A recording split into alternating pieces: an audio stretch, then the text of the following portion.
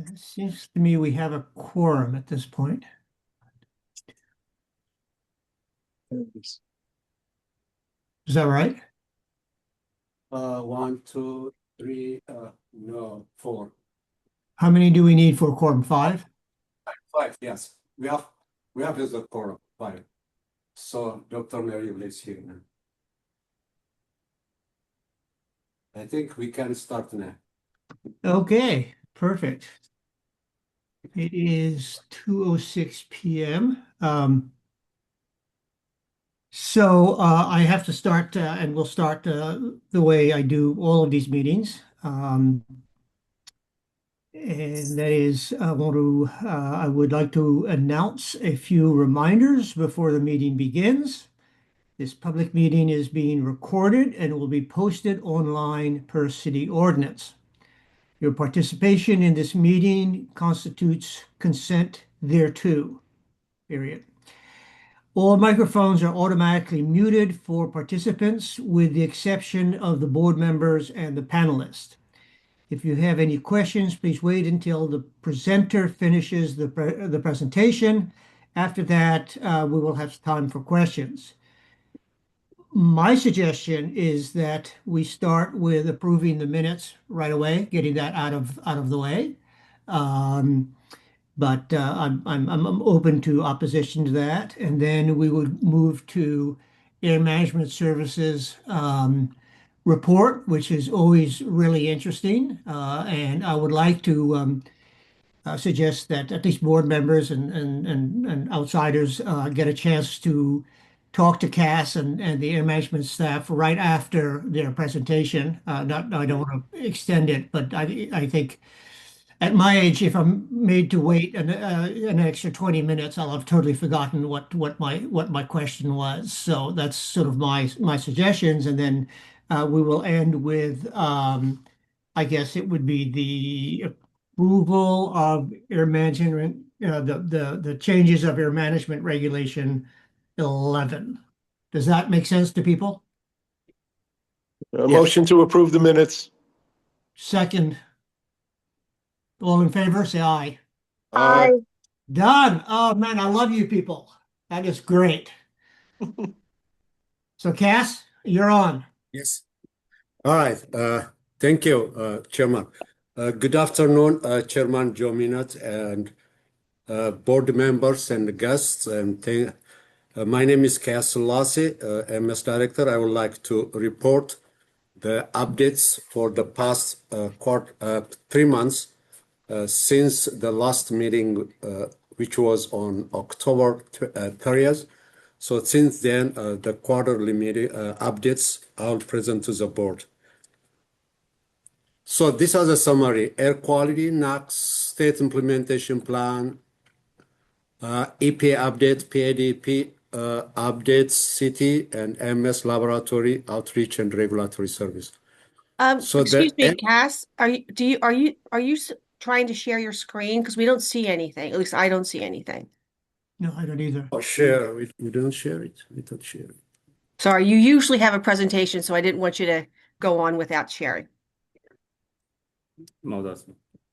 It's a beautiful something of a building is what I see.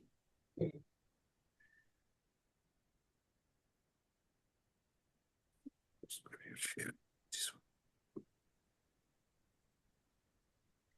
Presentation.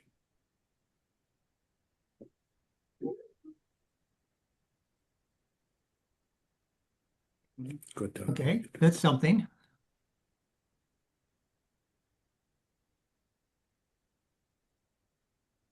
There we go. Thanks, Cass. That helps. Sure, no problem. I'm sorry, I don't know. It's not a problem. All right, let me move you. It is here.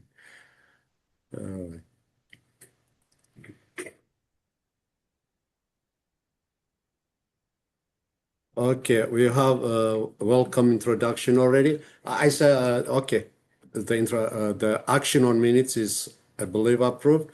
Yep. The next one is program updates.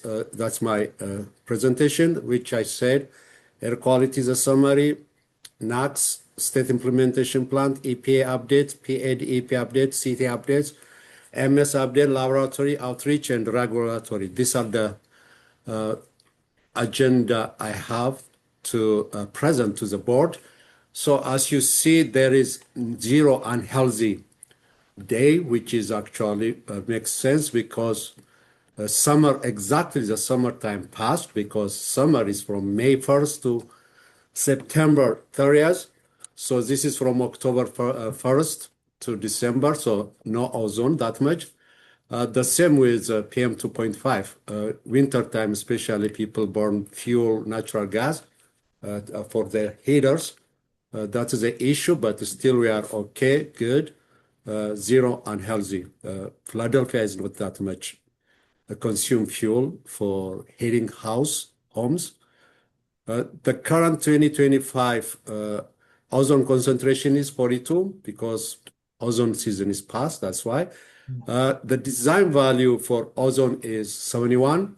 So we are on the border based on Philadelphia, which is attainment less than 71, but it is 71 exactly. So it is marginal, looks like marginal for Philadelphia. Current 2025 annual PM2 concentration is 8.1 with 2024 design value is 9. So this year a little bit reduced. The past 2-3 years, there were a lot of fire, forest fire, and other incidents, including junkyard fires. Yeah. So this is actually the air quality projects. We have new neighborhood site, which is HUN, which is on SEPTA, nice town, a lot of complaint, and we understand, we discuss with the EPA, we have that one, HUN. So next month we start the operation, conducting the air monitoring there. Everything is done, the shelter, the electricity. Thank you for District 3 Police District. They help us, the electricity and a lot of stuff. Thank you. And it is safe too, because it is in the police station. So the only one we are afraid is, to be clear, if that location has the highest ozone, I know Northeast is up to now the highest ozone concentration, but we don't know. It affects the whole neighbors, which is called MSA, the Metropolitan Statistical Area, because New Jersey and Pennsylvania now, if this location got highest ozone, that affects the whole area. But for now, it is only Bucks County. They have the highest one. So we'll see. We start measuring next month. So we'll see what's going to happen. Air monitoring network, because any location, the highest one we take, any, Pennsylvania, New Jersey, all. Air monitoring network plan we submitted, it is approved. I got, I believe, last week from Alice Chow from EPA, it is approved. MS Purchase 78 Clarity, this is a really very important monitors. The latest technology used and real-time monitor, and the public will see on their cell phone and their computer in real time. Concentration, I think our group program service did good job to make it available to the public to see it in real time in easy way, which call is breathe filling. So that is a domain we have, breathe filling, so people can check, and we'll have on February 18th, 2026, 10 o'clock with the mayor and media press release that time. So I know the people will know, and I will explain that time all the status what you need. Sorry, it was real. It was John. Sorry, it was online actually. We never invited anyone. Sorry. Yeah, that was online. We purposely sent that one. But as far as you come, you can see it now. Yeah. Sorry, Chairman, because we announce only online, so one guest is arriving here. So I don't know anyhow. Okay. So we'll explain a lot more about these clarity sensors. They are very good. The transparency and everything will be there. We are working good, running, so it works. Mobile monitor station 1, we are using now for background concentration. The mobile go around the city and measuring the background toxics for MR6. And of course, we use also the stationary one, the federal one EPA has. So we are looking more and more about toxic monitors. If we find some mobile one, still we are looking for that. Prepare for 2026 FIFA. So Philadelphia start from June 12th to July 4th. FIFA will be here. November 20. Maybe it'll be here. Yeah. I don't know, but we prepare for that one, you know. Yeah. The rest, you are right. Sorry about that. No, we prepare for that. I understand. All right. No, November 21st, 22, annual emission penalty adjustment. Surprise. So now they increase from 2025 from 5,030 per excess tons of sulfur dioxide and nitrogen dioxide from EGU, electric generation units. We have a few here. So the penalty fee increased surprisingly from 5,020 around to now $5,200 per tons of excess sulfur dioxide and nitrogen dioxide from electric generation unit. We'll see if we have few. We will see. December 5th, new bill would expand use of non-attainment exemption. I think it is there already. Based on 40 CFR 50 section 14, exceptional event like fire, forest fire, which we had last 2 years, maybe last year, should be exempted, but EPA didn't exempt. That's why our PM 2.5 is high value we have. So now the Congress from Texas, I think his name is August, like a month, I don't know, August. So he proposed that one. So to exempt anything which is natural, like forest or volcano or something like that. So that's but still it is there. EPM supposed to exempt. They call it EEE, exceptional event. So still they didn't finalize, but PM 2.5 is high because of that. October 10 policy option to achieve sustainable aviation fuel. That is in the past administration, which is around 3 billion gallons of sustainable aviation fuel by 2030. So I think the current administration also agree that one, but use different technologies, I said. What technology we'll see next meeting. So it's still renewable fuel like biofuel, kind of stuff from algae or corn, all those kind of stuff. It is from plant actually. And grease also, the hotel remaining grease, those kind of stuff. We started in Philadelphia, that's why I know. October 24, EPA launched new environmental research office. I think the previous one was Office of Research and Development in North Carolina, I believe, Triangle, whatever. So now they changed the name, which they call it Office of Applied Science and Environment Solution. They have 5 sections there, children and others. Here, yeah, Science Division, Applied Science, all those, and it will be, I think, DC main office. That office will be. October 20, solar power addition, prove global power sector emission reduction in first half. So United Kingdom, they did that one, which is solar and wind power. Solar and wind power. It helps a lot to reduce emission, not only emission, world electricity demand. So all those are very important. So that's why they are doing. Sorry. October 24 study ties air pollution on one of four dementia, which deaths, dementia deaths. So air pollution has a huge effect on dementia, death. So that is a study.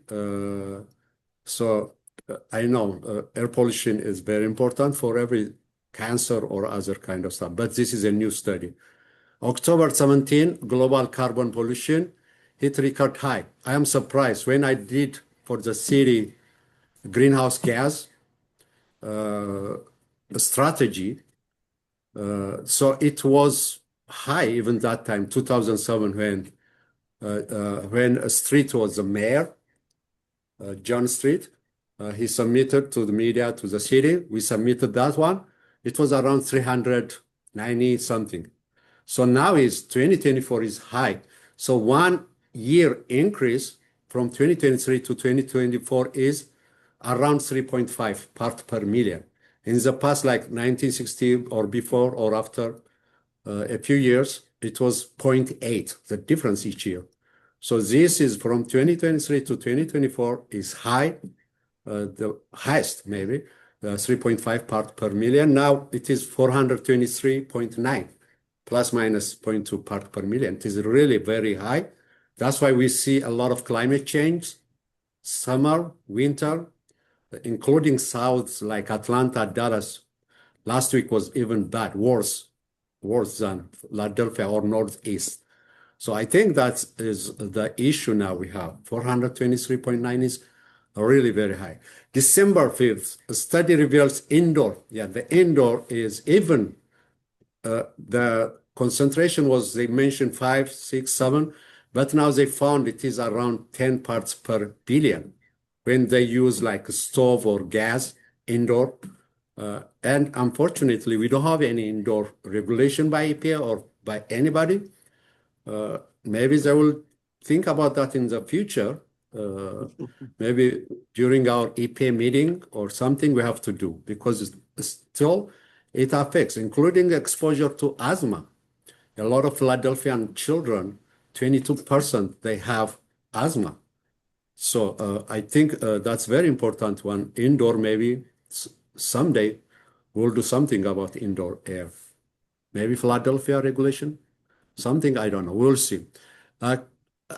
This is a CAFE rollback run to federal legislation. That's another, I don't feel good because most of the emission is from mobile source, 60% ozone, NOx, sulfur dioxide, all those kind of stuff, mobile source. But the only control mobile source is by increasing the mileage per gallon. So now it was, for 2030, it was 50.4. Now they reduced to 34.5, which was before 2013 even the current one, very less than the current one. So it's reduced by a lot. That affects the atmospheric concentration for all toxic, criteria pollutants, and all those kind of stuff. So that's why we need to work on mobile sources. Something we have to do, especially non-mobile source. We have a regulation Philadelphia, Reg 9, which is mobile source. Established that one, promulgated that one before EPA established. It was around, I heard around 1960 or 50, that regulation. So it is for idling, maybe black smoke from truck. We have to follow. I don't know if you follow that one. If we see black smoke from truck, that's also a violation. That kind of stuff, Reg 9. So we have Executive Order 107 by Commissioner, previous Commissioner. During the Michael Nader, Schwarzenegger, I think, something, who was a commissioner. So he had that executive order for non-road construction, airport, bridge, all those kind of stuff. But still, we cannot take into court. We have to put it into a regulation, Reg 9. So that's the future plan we are discussing. December 19, EPA is proposing to amend the list of hazardous air. Yeah, they reduce one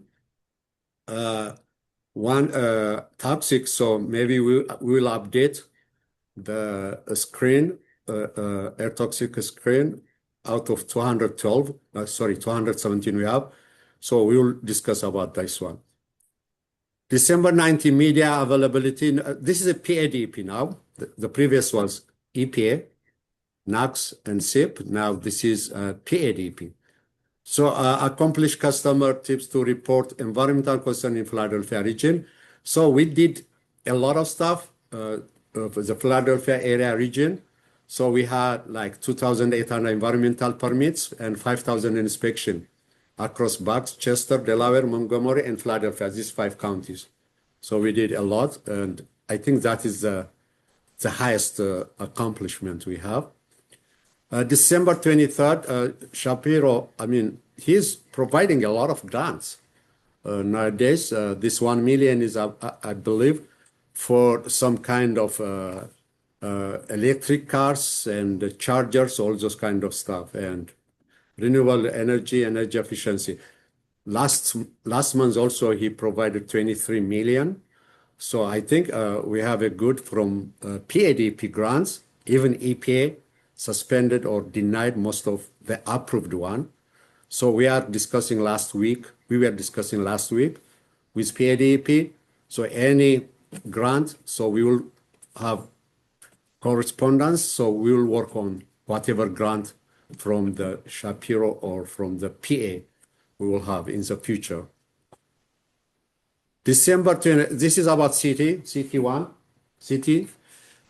So Delaware Valley Regional Planning Commission, so they are funding a lot now, e-bike and e-scooter with battery, which is safe, so to reduce emission and safety too. So they provide that lithium-ion battery. November 14, board boost fund for electric vehicle infrastructure, which is the same DVRPC, 2 million in federal congestion relief program. Maybe it is for Delaware. Yeah, Delaware. That's what we also planning. Maybe we'll discuss with them. Sean is a director, I believe now. We'll discuss contributing to more than 15 million for invest over past year of local EV charging project. September 29th, October is National Pedestrian Safety Date, which is September 29. So every year they celebrate this one. So now the next one is MS update. As I said, 78 Clarity Air Monitor, which is the best air monitor. And I'm happy Philadelphia MS, Health Department MS, is the first one in USA to install all these 78. They had one in UK. So maybe Chicago and California are looking that one, and EPA approved it. EPA website, they have this one, the Clarity one. They knew it, they approved it. We had a lot of meeting with EPA Marama. We explained to them about these monitors, so how it is really good. So there will be press release on, as I said, February 18th, 10 a.m. With mayor and media. Transparency. This is a transparency we are looking. That's why our section is MS is working. Make transparent. What is the air? Directly, real time, on their computer and laptop. I mean, cell phone. People can check every minute. And every section, 143 square mile Philadelphia, it is connected with this one. So it is a lot of work we have done here. It is connected. So any point you just click, you see all the information about the air concentration in your area where you live or work. So that's what we did. Briefly, I said, the domain. The Clarity Node as sensor measure real time, as I said. Now we order also ozone. We already send a purchase order, everything. So soon we'll get before the ozone season, which is May, but we want to start March. March 1st, to see the difference. Computer software was used actually randomly, and yeah, a lot of and each community, any gap, we just fill out. This is the one, the clarity one. The good thing is it works with solar system, with the solar. Nice. And the solar is even good battery because whenever there is no sunshine or sun ray, it works throughout the year. So, it is very expensive now, this kind of battery, but the new technology, it allows us to work 24/7 and all year. So that is the best. So this is the one I mentioned. HUN, Han station, the police station, nice town, where SEPTA, there was a lot of complaint about that location. So now we finalize, and soon next month, I believe, we start monitoring that area. These are the ones, the yellow we added, Han now added. This is a regulatory monitor. We had 9 before, now it is the 10th one. So this is a new one, regulatory monitors. It measures toxics and criteria pollutants. So a lot of stuff it will measure there. So this is our MS Lab Village Green Monitor. This is still continued Constitutional Avenue. Now we took responsibility. Before was EP. We are, is it, my time is over? 2:30. Huh? 2:30. 2:30? Okay. So this is what we have. The Philadelphia air quality parks, we done. A few remain because we replace it with clarity. Photochemical air monitoring station, that is northeast, where water department. Recently, there was a fire and electricity outage of electricity. So I think they fixed it now, but for a day or two, there was electricity outage. Toxic monitor, still we measure toxic, as usual, EPA standard. The one we are also using for the MR6 risk assessment. Personal particulate monitoring, we are doing that. Fuel oil sampling we do. Coating and paint analysis we do. Community scale air toxic grant. We finalize, and now we want to put North Philly area, that one. From July 1st, 2020 to September, MS issue 188 permits, 151 air and 37 asbestos permits. MS service 105 citizen complaint, 46 involved air pollution, 20 involved asbestos, and 39 involving noise. MS also performed 411 inspection. This is quarterly one. 50 air, 58 noise inspection, and 303 asbestos inspection. Asbestos, they are few, but they are doing a lot of inspection and a lot of investigation. In addition, AMS observed 3 vehicles at 3 locations. That's what. Still, it is not in federal registration. That's why I want to update with EPA, PADP, and put it in federal registration. Our Reg 9. Once it is final, we put that one. So, but still, based on local regulation, we issue citation, and also Pennsylvania has the same citation, and the PPL has the same citation. So we use the Philadelphia one, which is more stringent. New noise violation, MS issue 182, new notice of violation. We issue a lot nowadays. We start discussing with the industries what they're supposed to do. So we contact them, explain to them, teach them, train them. That's the future plan. Anyhow, resolve 176, 162 FC asbestos, notice of violation, and collected 176,000, 133 asbestos, 42,000 fines and penalties.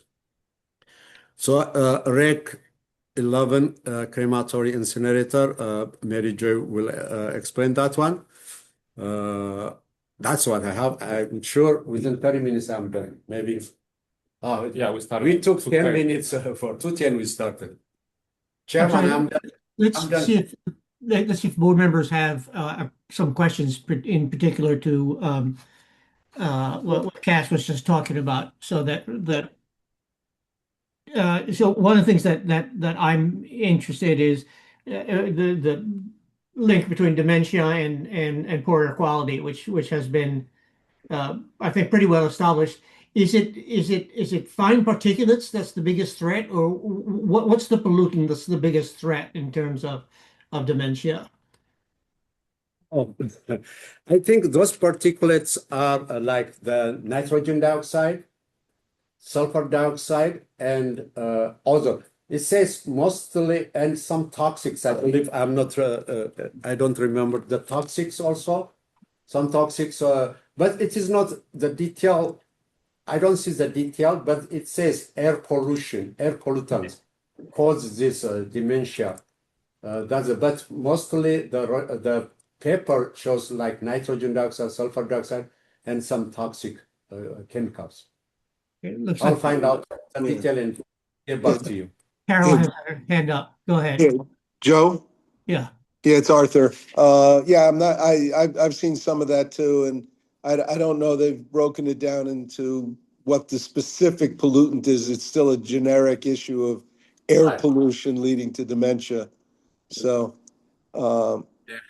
whenever you're done with questions, I've got one for Cass as well. Okay, so Yes. looks like Bruce Davis Check had that his hand up. So go ahead. Yeah, so thanks. And I would agree with you, Arthur. I think a lot of these global studies right now are really looking at general air pollution and what the burden is. So I think there's more research for that that's needed. I had three questions. Two of them are around the Clarity Air sensors. The first one is, and I worked with ORD, Office of Research and Development, on this for a while, is from how to explain what these real-time values mean to the public, right? Our research that we have focused on annual averages and, lifetime exposures, and this repetitive, really big spike that could be, right, if a truck drives by, and I'm curious about like how you might be able to partner more with the health department or some of our academic partners to be able to explain what does it mean, because we don't have a ton of research, especially at EPA at this point, looking at these, averages where these are spikes that could happen intermittently from these sensors. And so that's just something I was curious about, because I think it's important when things go online and communities Yep. can see it. Like it's going to be above 10, could be. No, Right. absolutely. And I just want to clarify, hi, everybody, that Air Management Services is a part of the health department. Yeah. And when we roll out anything, it is with the mindset of not stressing the public out, but providing kind of an understanding. So there is all of that is being built into it, along with kind of explanations on the website. And then there will also be follow-up using the city's Philly Stat 360 module so that folks understand what this means, so that you're absolutely right. You don't all of a sudden get an alert on your phone and you think, should I stop breathing? Should I put a bag around my head and duct tape around my neck? So Hopefully no, not. absolutely. Yeah. Yeah, not the Don't bag stop over the head breathing. with the Don't duct stop tape around the breathing. neck. And Thanks. I'm sorry, Here is a I'm not point. on camera. I'm not feeling the best. But But no, yeah. we Yeah. absolutely, there's a whole component No, of education that Cass's team, along Yeah. with our media folks, are leading that charge. Thank you. yeah, here is a point. Yeah, because here I is know a at point. EPA we were struggling with that, trying to help our partners, because we just, there's an absence of that information. So I also had another question of Let me answer. Sorry, let me add Yeah. in addition to what the others say. So here is how it measures the clarity: every second, every minute, or every hour. So we average, is that every hour? Every minute. So we average into an hour. That one too. We can do that one. So there is a standard. For example, PM 2.5 is 35 microgram per meter cube per hour, which is a short term. So now people can see the short term effect. If it is more than 35, still we have to look that one. Sorry, 35 is not even an hour, the 24-hour standard. So we'll see all those hours, say from midnight to 11:59 the next day. We'll see, and we average that one. So if you see like 60, 100 or something, still it might be a short term, maybe some fire, for example, forest fire or junkyard. Some hours we have to explain that to the public immediately. We follow up. It doesn't mean people that check and no idea. No, we follow up. The program service, that's what their job, one of the job. They follow up and immediately send to the public. Why that hour is high? Is there any event? So this kind, we are doing research. There is a research unit at program service. We do all those kind of research. Is this coming from outside or what happened? So I don't think so. Up to 100, 200 maybe. That's why, for example, here in fire with emergency office management, we go with our lab monitor, mobile monitor, sorry, or van. So we go there, we check everything. If something is more than 200, say, microgram per meter cube of PM2.5, so the EOM just mention to the public around the community, stay inside or do something, this kind of stuff, if it is more than 200. So still it doesn't mean 35 is high. Even the 24-hour standard is 35. But we have to see the next hour. So this is how we work. And I'm sure we follow. This is for the safety of the public, the safety of the community. Yeah, who are Cass, doing I'm happy that you extra guys mile. are doing that and you're going to have 78 sites. And the reason I'm saying it is there could be some opportunities in the years to come to Yeah. actually look at hospital admissions after these events, right? That's kind of at the national, like we just don't have a ton of research on that right now. So you're building that data set. And again, I think that's going to be an opportunity. I had a question. Just, are you going to be sending these to EPA or DEP, or is this strictly going to be kind of stayed with the city? I'm just trying to get an update. I'm going to guess they are not interested in this data, EPA? Actually, EPA approved this one. No, EPA they have on. You can check EPA website. I think Air Now, is that something? So they have this sensor. This what's that? Fire and smoke, man. Yeah, fire and smoke. So EPA has the website. So people still now from our Okay. sites, we have 78 sites. It is on EPA. So they have all data directly from these 78 monitors. So anybody even can go to EPA site and check the concentration. They approved it. The only one sensor, I believe they approved it, this one, clarity sensor. Clarity Okay, and- great. All right. Thank you. All right. I'll pass it on to Arthur. Arthur, yeah, good. Arthur, Yeah, the thing that intrigued me out of what Cass was talking about, is there a possibility that the city of Philadelphia could do indoor air regulations? Because obviously we don't have them at the federal level. Almost no country has indoor air regulations, and yet we know that at least half of air pollution and probably more than half of health effects come from indoor air quality issues. So it's just a generic question, and is that something we as the board could think about setting for the city of Philadelphia indoor air regulations? So I think it Dr. is your Frank, power. if I can. So Dr. Frank, Yeah, hi, Palak.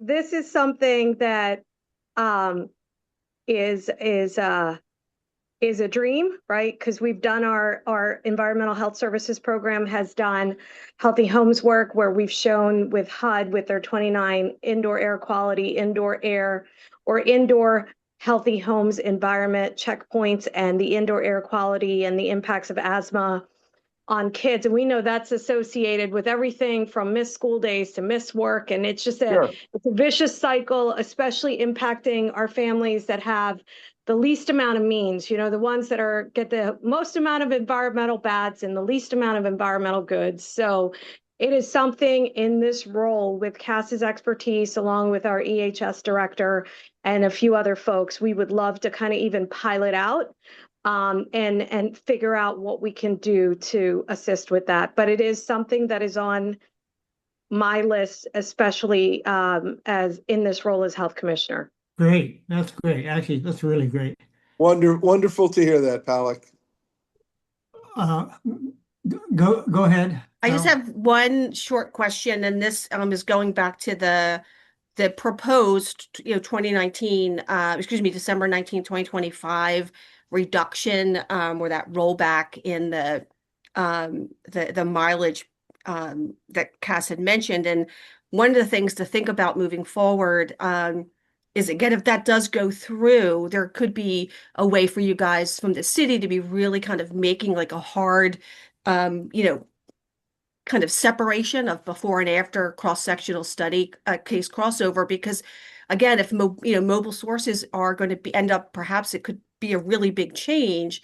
You could use, if you purposely know you're going to make these, purposely cuts in the data and look at it separately to help perhaps support some newer mobile regulations in the future. So I just want us to think about that, because thinking about that ahead of time is much easier than trying to do it in the retrospect if we kind of And know when those things might happen. I this is why think I'm sorry, Cass, this is why Cass is our AMS director, right? He Yeah. and India, India that's why I'm McGee, who trying is to our legal, our attorney, and I, the three of us met yesterday. We talked about this very thing. So absolutely. And, Cass can provide, but we've already started that conversation and dialogue. So it's yeah, great to so have him that's as the interesting. director. That's great. The only comment I made is that you probably all are aware that during the budget debate at the state level, Governor Shapiro yanked the regulation for the cap and trade program, or what's called Reggie. So we'll see if we can at some point get that back on track. But it seems to be that's what he had to do in order to get funding for schools and things. So it was legitimate. Yeah, Reggie, we are not part, maybe I don't, not all states part of Reggie. No, Maybe Pennsylvania, I'm not sure, but Philadelphia, we don't do anything with Reggie. And no, I'm not that would be, you do it at state level, not a city state level. level. Yeah. So we'll see what Pennsylvania will do. Good. Shall we move on to Air Management Regulation 11? Yes. Yes. I had a question before we Oh, move. sorry, I didn't see it. Go ahead. I had a question. I know we didn't spend too much time on it, but just the Pedestrian Safety Month. Are there more efforts or things that you're thinking about for more community engagement during that month, just to drive more about pedestrian safety and environmental conditions? I just know in my neighborhood, pedestrian safety is a huge issue. I cannot tell you how many times I almost get hit by a car walking to work or walking for recreational purposes. So just wondering if there's a push by the Department of Health or city to do more efforts during that time. So that's a great question, Dr. Featherstone. So under Mayor Parker's vision, one of the things is Vision Zero, and that is all about working on pedestrian safety and reducing fatalities and injuries. So there's definitely a push, and the person that represents the health department sits on that committee and helps to form and navigate the policy. And often when I'm unable to attend, our environmental justice coordinator manager, excuse me now, Aurora Trainer, who's probably in the room there, is the one that represents the health department, so that we're mindful of, from a system standpoint, what makes the most sense in communities and protecting pedestrians. So I know there is work, and maybe Aurora, we can work to get some additional information out to the board through CAS. Perfect. That's great.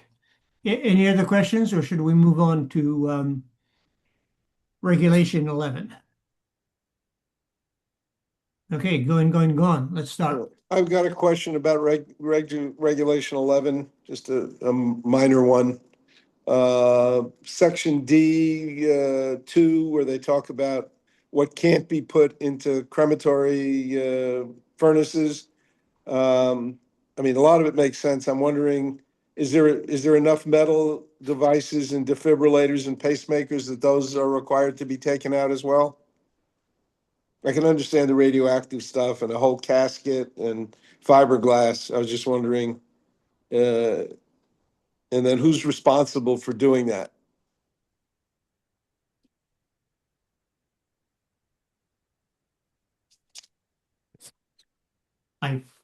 I don't know.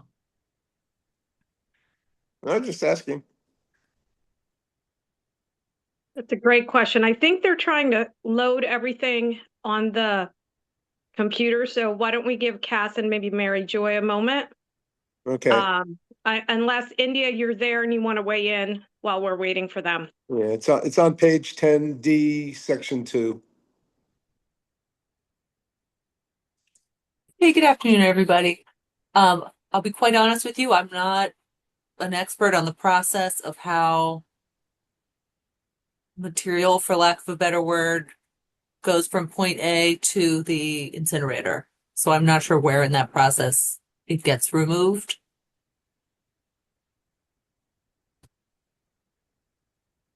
But I think Mary Joy, once they get up and running there, I think Mary Joy will probably be able to speak better to the air pollution concerns related to it.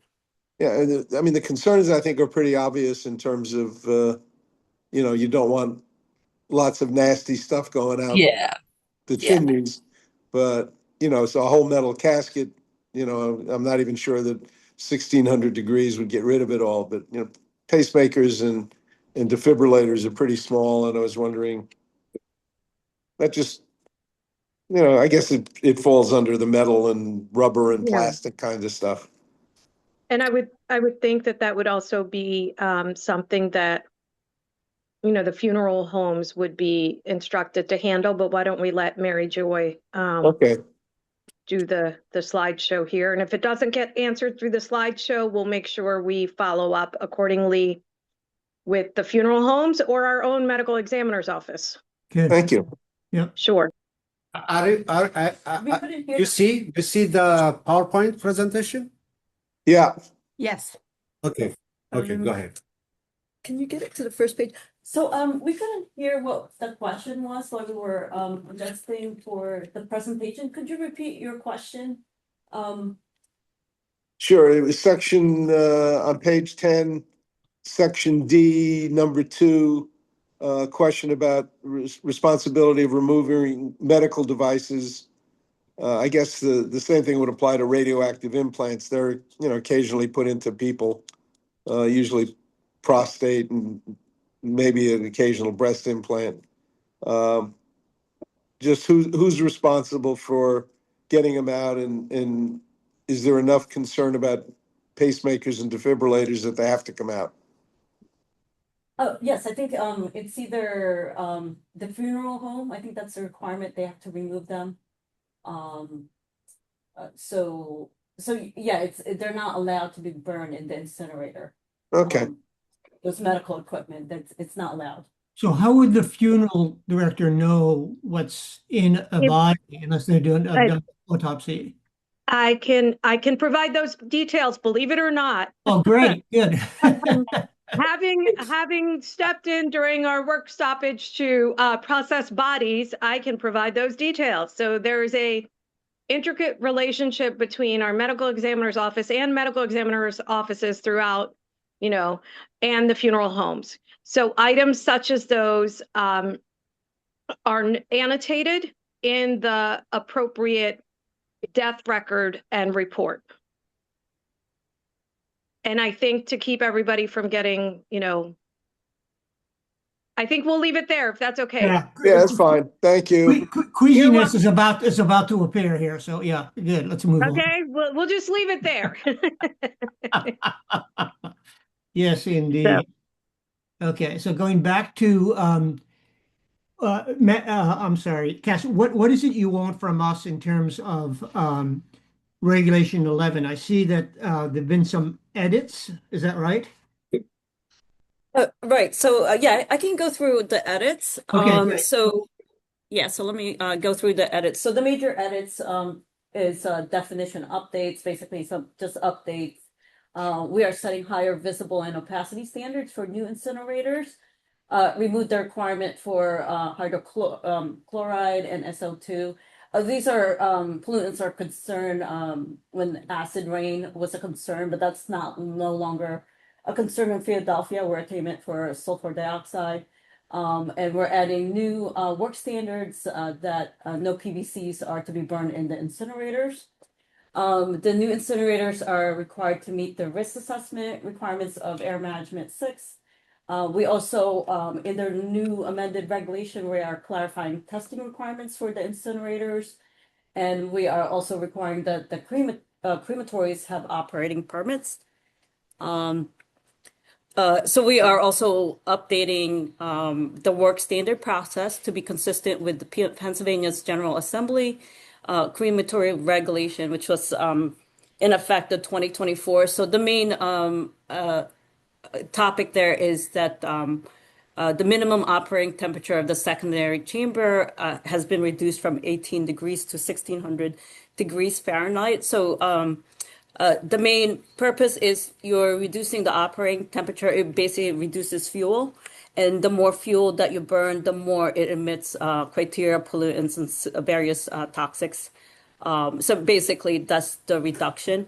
From incinerator, mostly it's from the combustion. It's nitrogen oxide, carbon monoxide, a little bit of PM emissions. What's actually coming from burning of the charge is more PM emissions and metals. Depends, like, some will have cadmium and maybe a little bit of some metals there. It depends on the charge, what's being burnt. It's to be consistent also with Pennsylvania's GP 14 for crematories. So PADEP has these general permits which allows 1600 degrees Fahrenheit to operate for crematories constructed before 1989. So so it's 4 units before 1989 and also after 1989. So I'm gonna just kind of go over like the GP here. This is PIDEPs. They revise the permit for the plan approval for human or animal crematory. It's called GP 14. So these are the permits that's given by DEP. It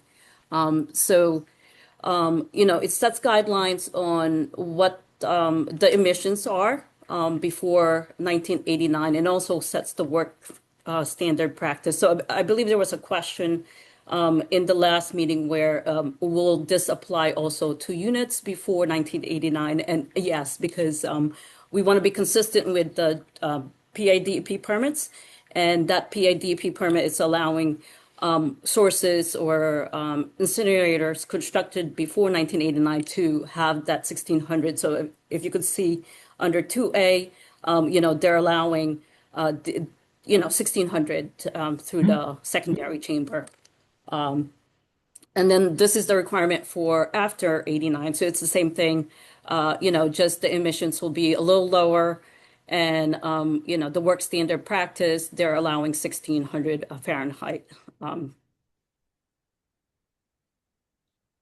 right, so the new regulation also requires continuous monitoring and recording of various flue gas emissions, including but not limited to oxygen, opacity, carbon monoxide, carbon dioxide, and temperature. So that's going to be a requirement to new incinerators. And then in the new regulation, it defines what materials are allowed to be charged in the unit. So they can only charge human or animal remains, certain types of containers, wood casket, film plastic that doesn't contain PVC.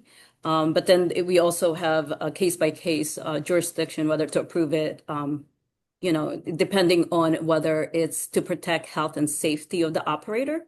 And bedding and personal effects are allowed to be burnt in the incinerator or crematory. The new regulation also defines materials not allowed to be in the unit. And so those are medical infectious waste, fiber caskets, coffins, metals, lacquer, medical devices, anything that's potentially hazardous. It has to be removed from the body prior to cremation, and any device that can potentially harm or cause issues in the crematory unit. So basically that summarizes the amendments to Reg 11. So AMS is requesting that the board, approve the amendments proposed. This would be totally wild and crazy. In that case, I'm going to say that this Dr. Arthur asked me to ask this, but it's just not true. Are we concerned about PFAS at all in terms of cremation? No, I believe PFAS is more like associated water. But So yeah. I set up a conference So with the main, lawyers yesterday and found out that my dental floss probably has PFAS in it. Well, Joe, I would say, because I worked on some of this work in West Virginia at Chemours, it comes from the air first and then lands in the water because so there is, and we saw that in North Carolina too, that we are finding it, but I don't know of anything particular based on what they're burning here, that would increase that. So I don't know anything about that, but I think an air source is PFAS, but it depends on, so we have very specific chemical plants that there are air emissions. We just don't have the data to show it has health effects that way, but we do know that from Yeah. current research at EPA. And basically every human at this point in the United States has PFAS in them.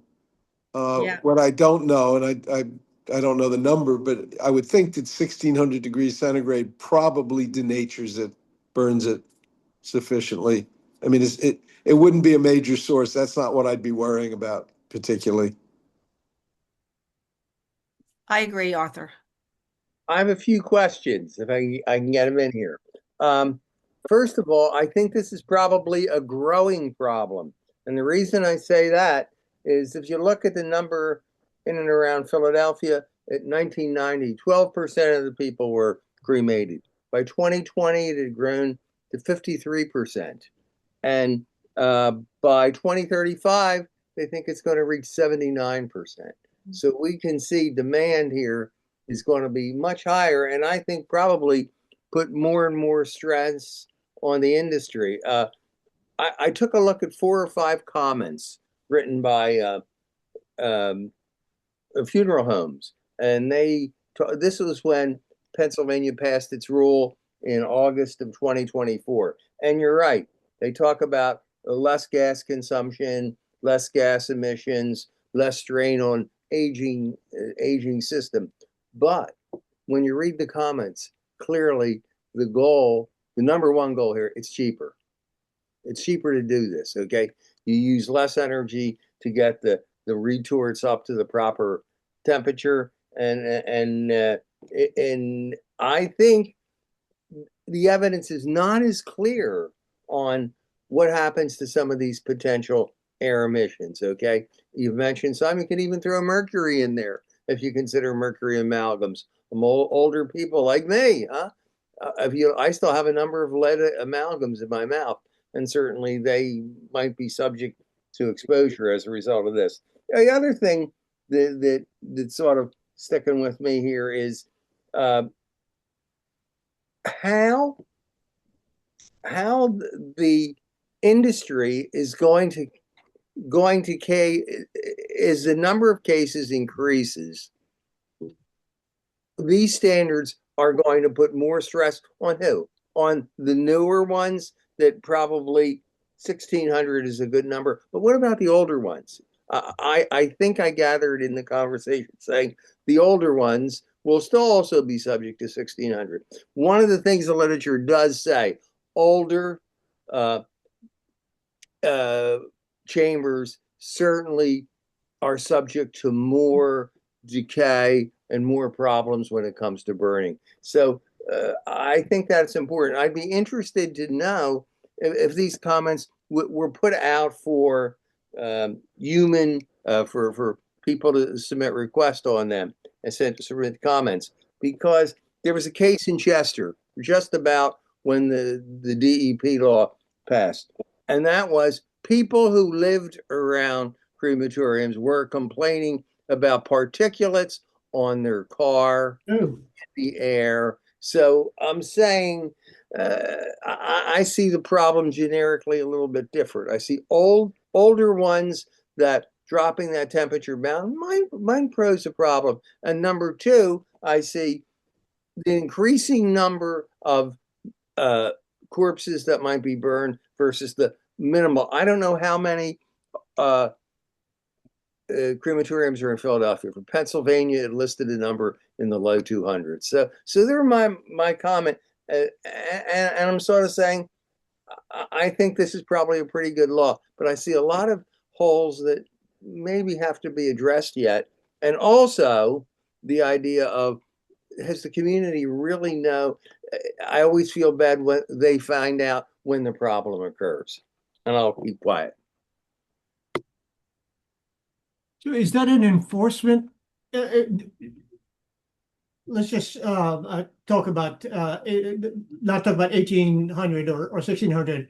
It seems to me if something is going out of the I don't know what what you call it and spreading ash around, then that's also a problem with this. It's not being managed properly.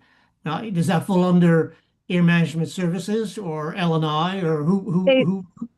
It would definitely be a complaint issue, Yeah. and it would absolutely fall under enforcement. I think the other part of this is that, and we can look to see how many, unless the team already knows how many crematories there are in the city of Philadelphia.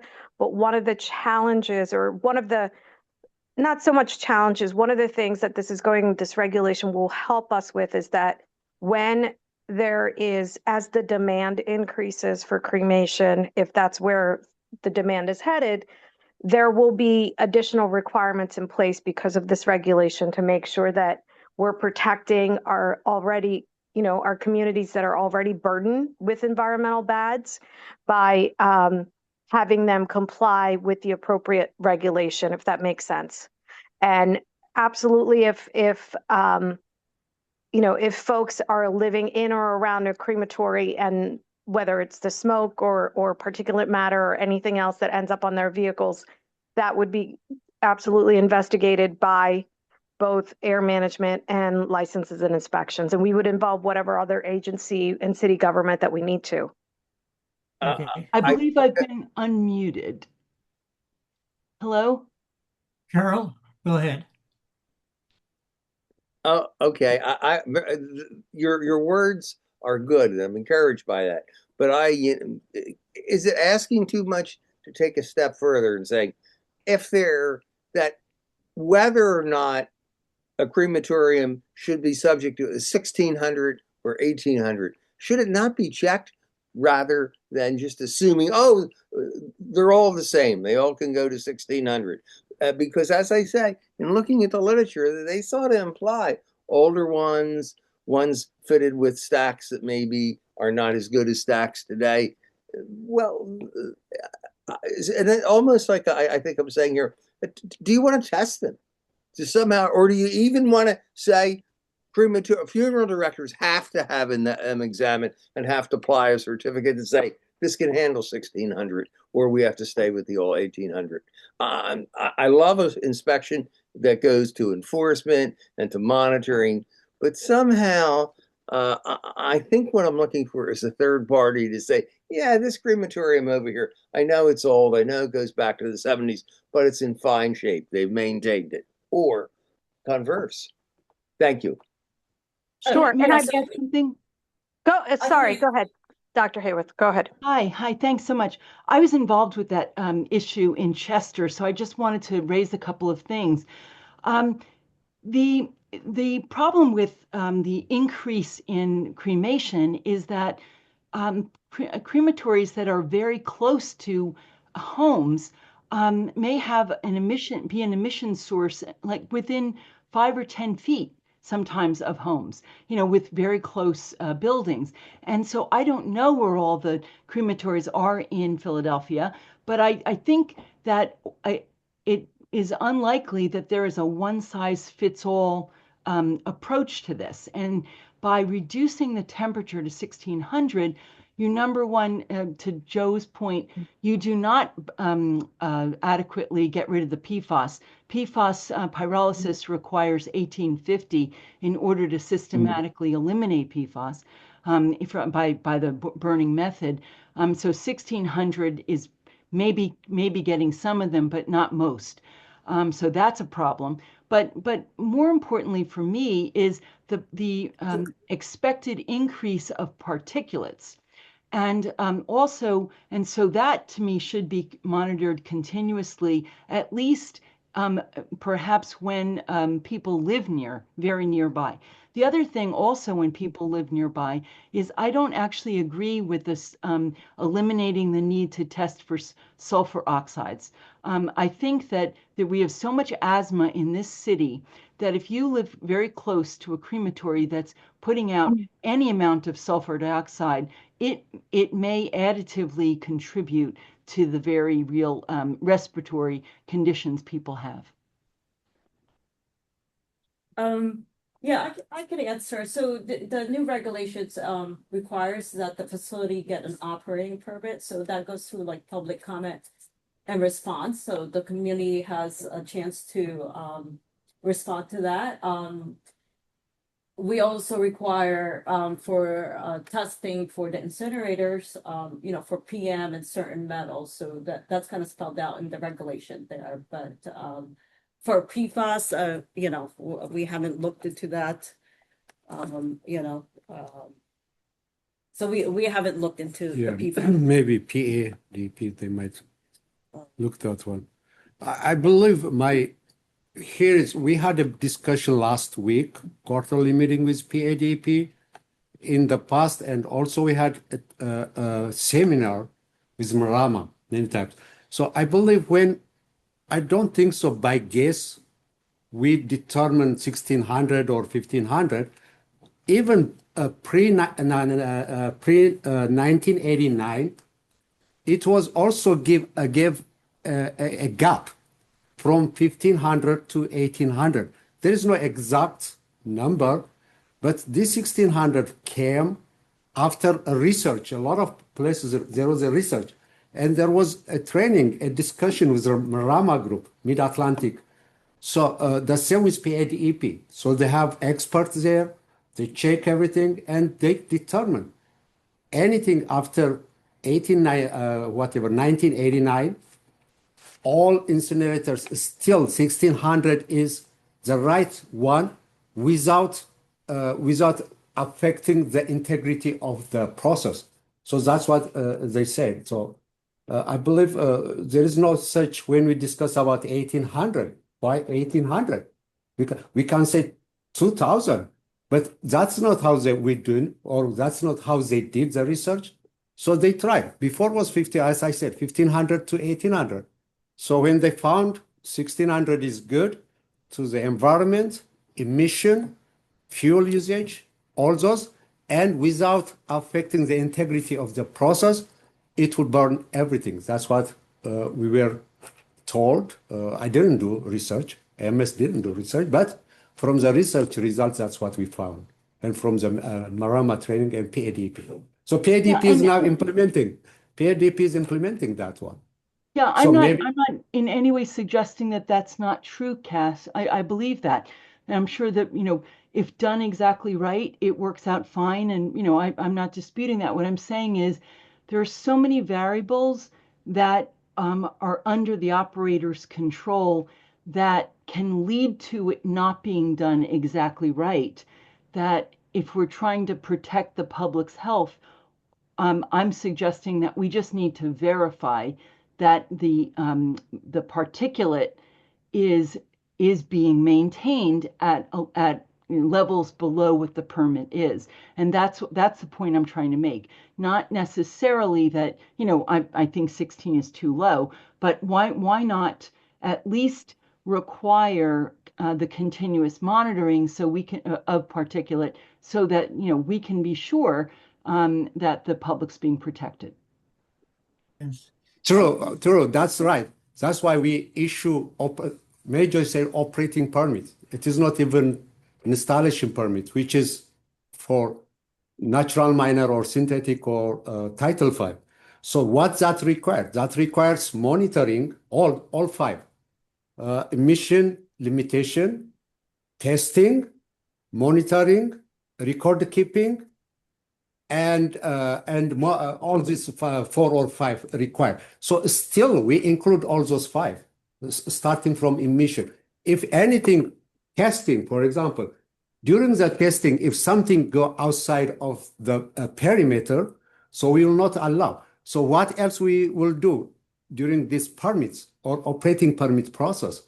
So they have to put some control. For example, for PM 2.5, SCR, we might require, we see it, we inspect it, as Commissioner said, still we are enforcement team. We go out, we check if we see anything, so we will ask them to put some control, emission control device.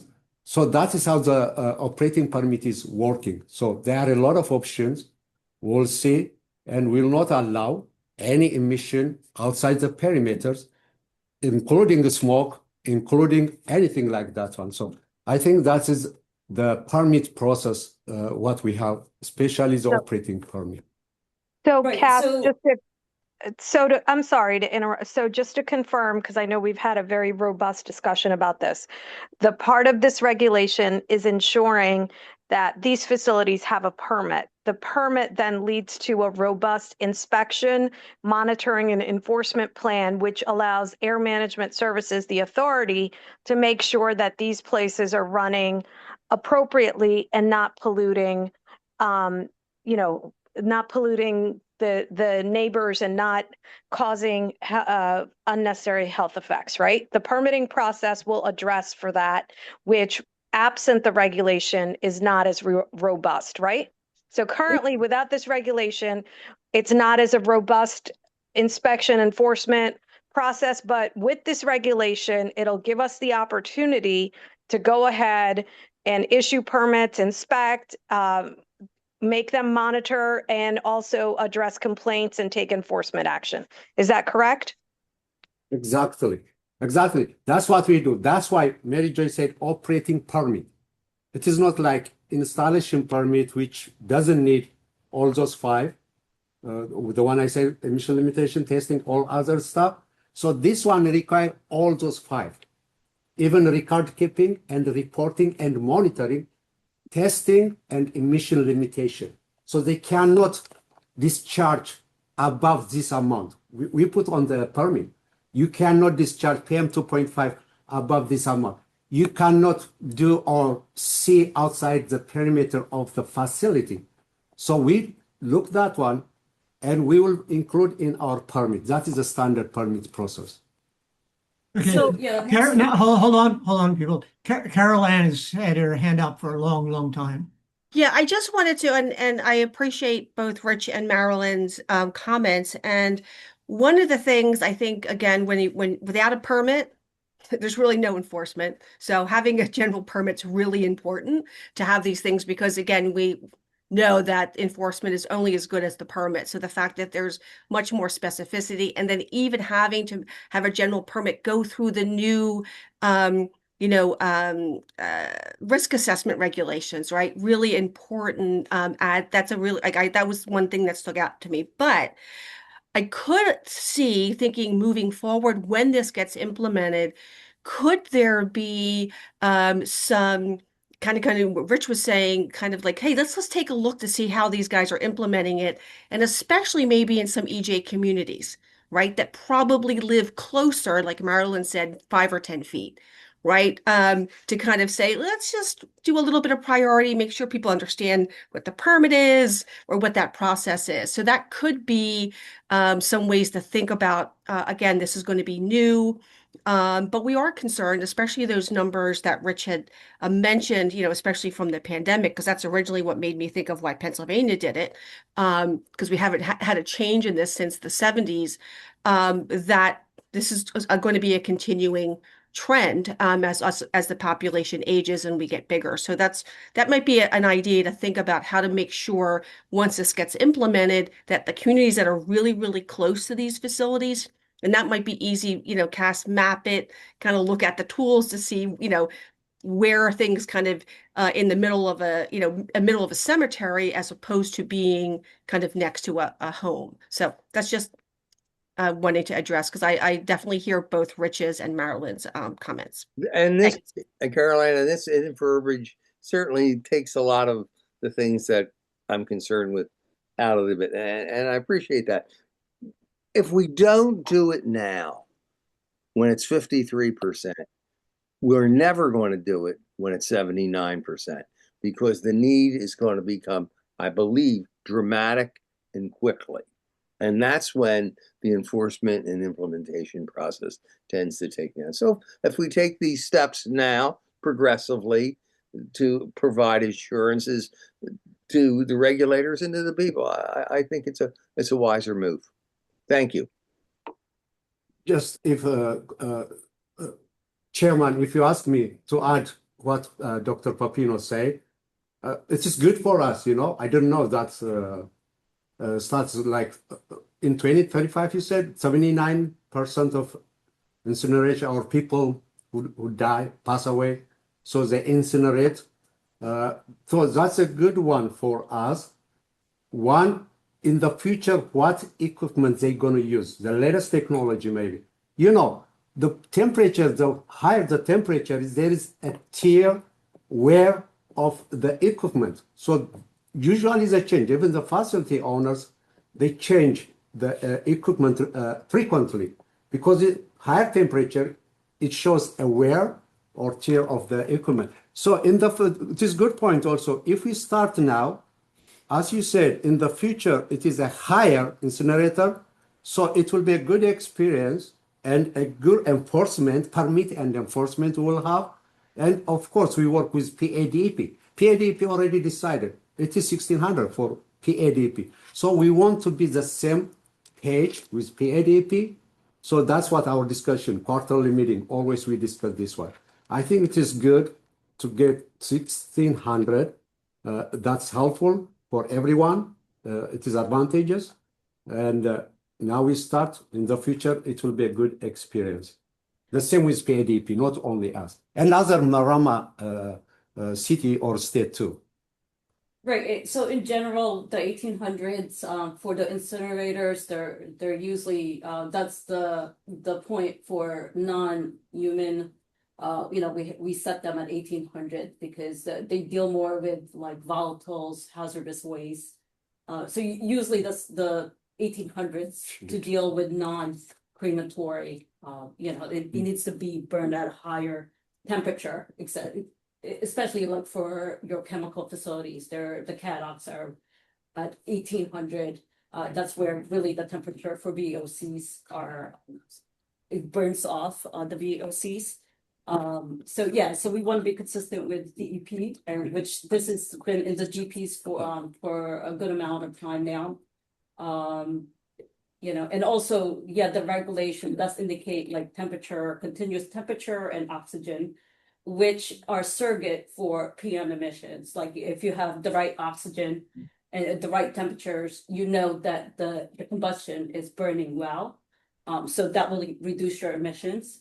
The incinerator or the crematories, they're required to be tested every 5 years.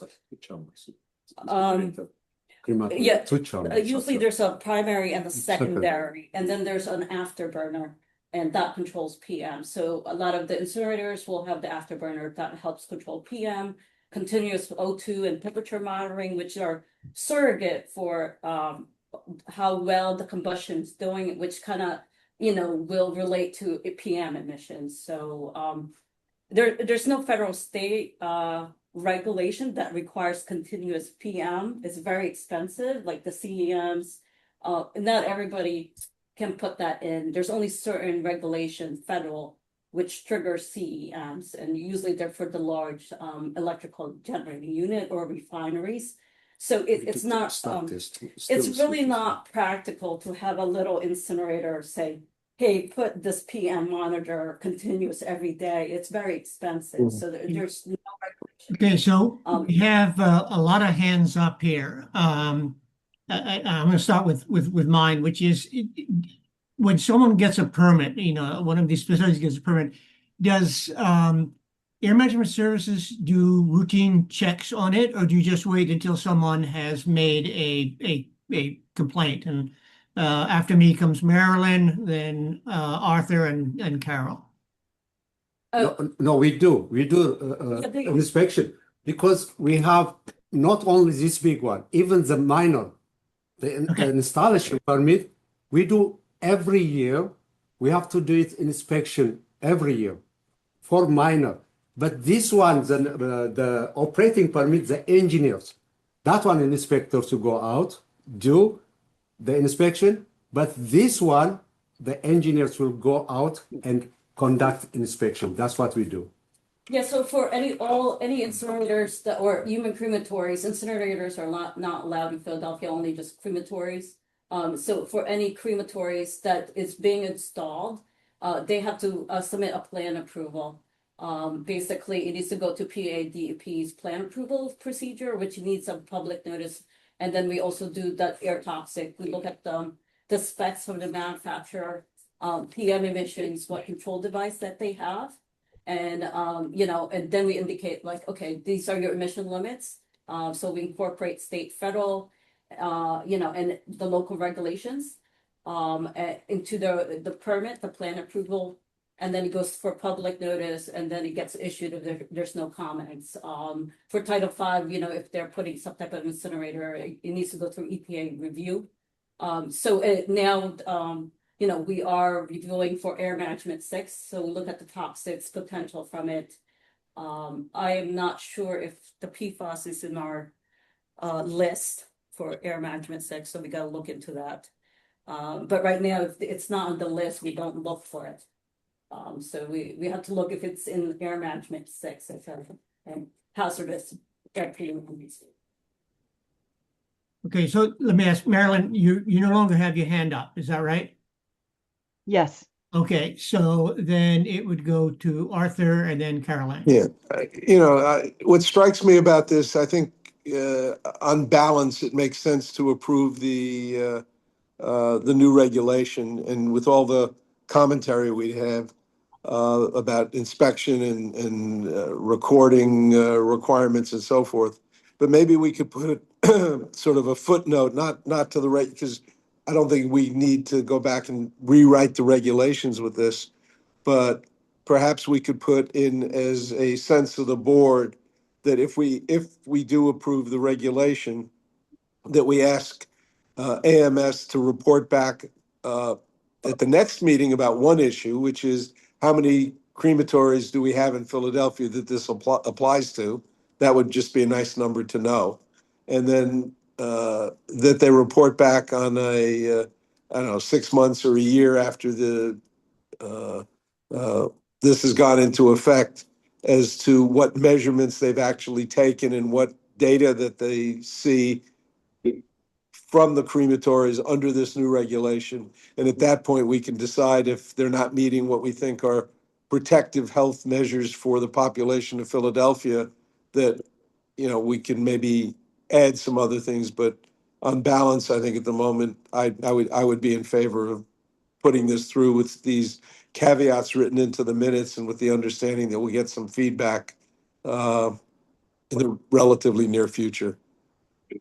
So that, So I do have We a know, number. we know It's the four. numbers, yeah. There's 4 facilities that have crematories in Philadelphia. Uh-huh. One up in Four. four.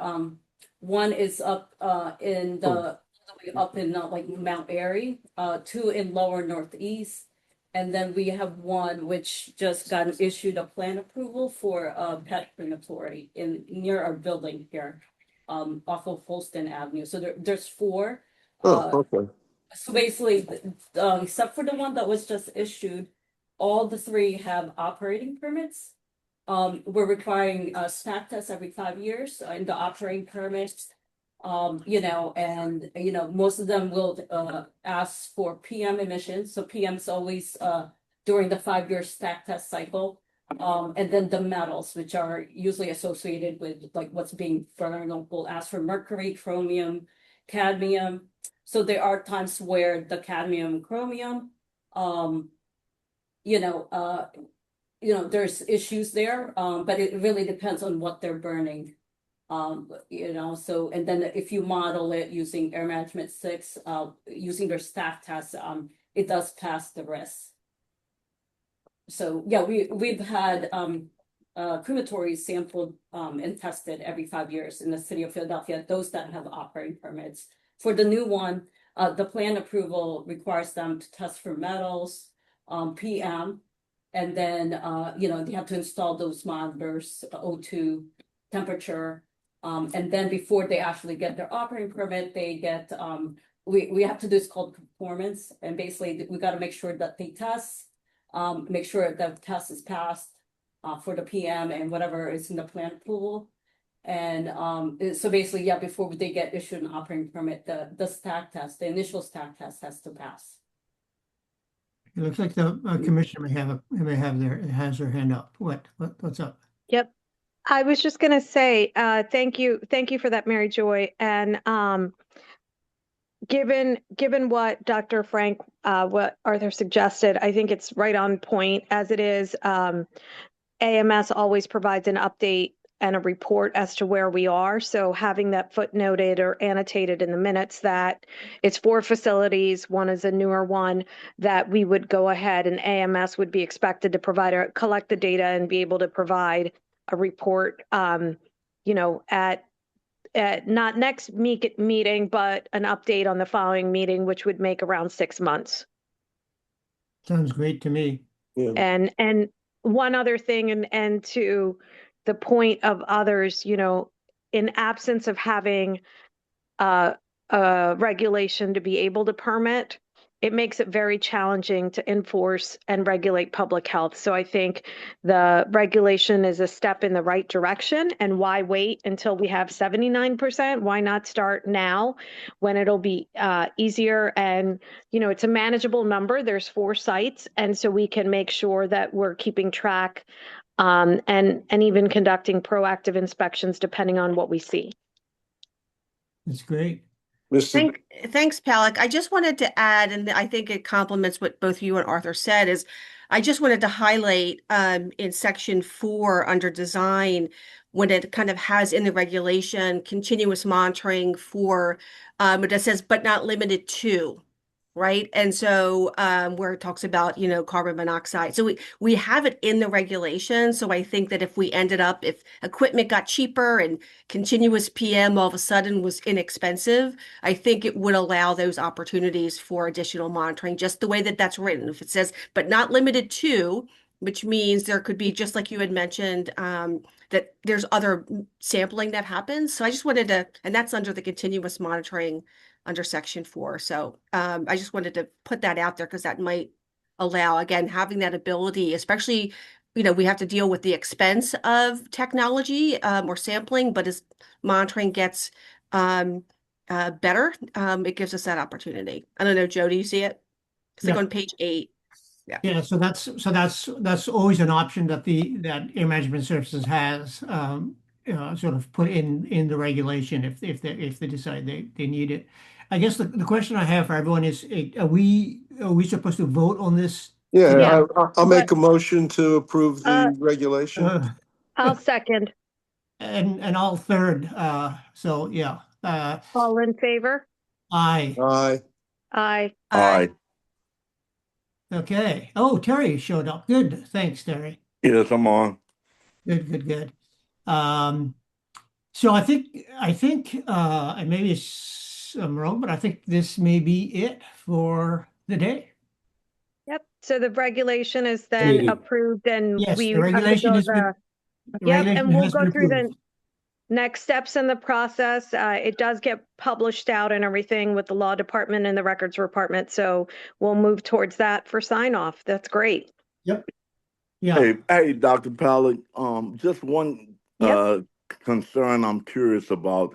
Has the industry expressed anything about the cost benefits from going from 1800 to 1600? I think they're going to achieve some cost benefits. And is that going to be passed on to the community?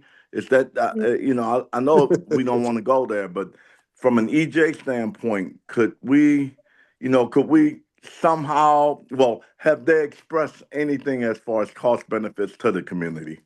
So that's a great question, and there's 4 of them, right? And our Mhm. EJ manager is in the meeting, Aurora Trainer. So I'll ask her, to take note of that, and we can follow up and present that out for the next meeting. Great, thanks. No, Appreciate it. absolutely. You know that as given having that as my background and being in this role of health commissioner, that's always in the forefront of my mind. Exactly. I know Yep. I know you know. it. I don't want to be a pessimist lawyer, but I think they're probably not going to share the benefits of lowering the temperature to the community. No. I apologize if I was trying to, and did it very poorly, was explaining the city process once a board passes a regulation, Joe. Okay, sorry. Sorry. Yeah. No, that's okay. That's okay. I was just explaining the city process. So whether it's our Board of Health or our Air Pollution Control Board or any other board, there's a process steps involved. So that's all I was saying. That's good. That's good. All right. Any other questions? If not, did we just all agree to end the A meeting? motion to adjourn. Yes. Second. Third, Aye. done. Aye. Boom. Aye. Thank you, everybody. Stay Good to warm. see everyone. Take Take care. care. Thank you. Bye. Bye.